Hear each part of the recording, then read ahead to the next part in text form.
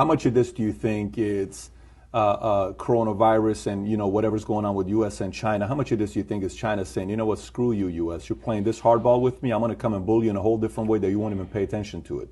How much credibility do you give to that? 5%? 1%?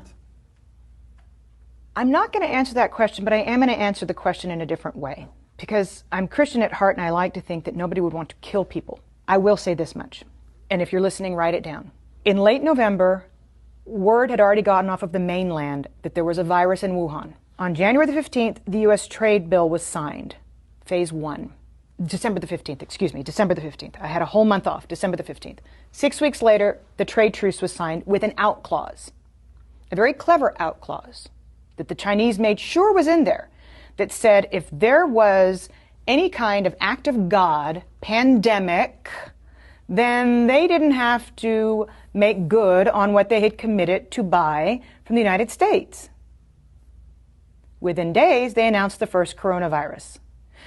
So, did the Chinese know damn well that this thing was running around the world for 6 weeks before they shut down Wuhan? Yes, they did. Is that criminal? Yes, it is. Does it deserve to go in front of a world tribunal? Yes, it does.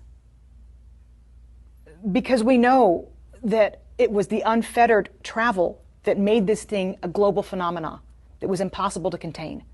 6 weeks they knew, but they wanted that out clause. And then they underreported what happened in Wuhan, which a toddler could tell you based on what happened in Italy, based on what's happened in Germany and in France and now in the UK with Boris Johnson in the ICU. There's no way in a city the size of New York, 11 million people, that there were so few cases. It's impossible with similar density to New York.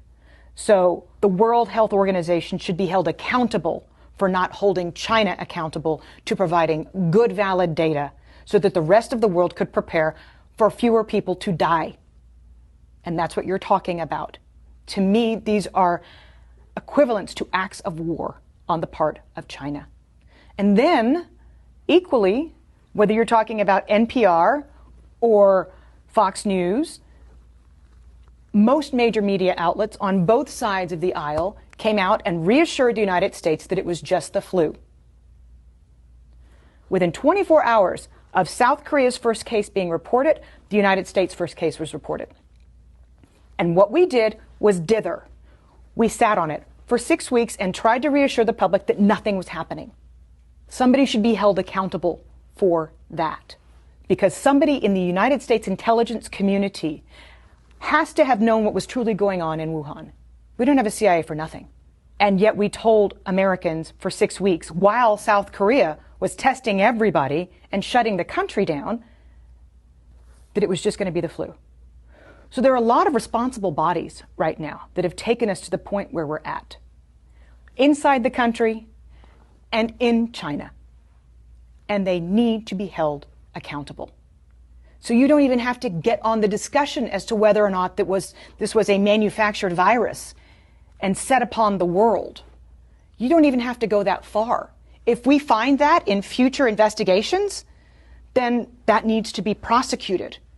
But if we just ascertain what is known and a known hushed up secret that the Chinese knew for 6 weeks about the virus before saying anything on the global stage to get a trade deal signed, somebody needs to look into that, because countless lives have been lost as a result.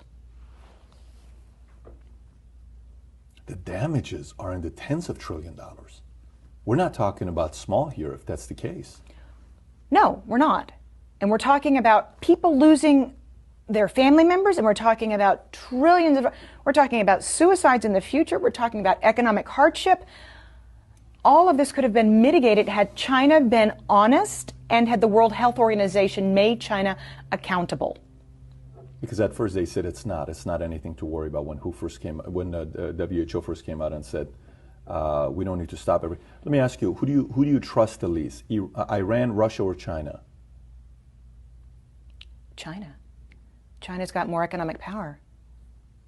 Because of that, or because they don't have a free press and because we can't really know what the hell is going on over there? Well, that's just a kicker, but you don't really know what's going on in Iran either. You had global satellite images in Iran showing mass graves.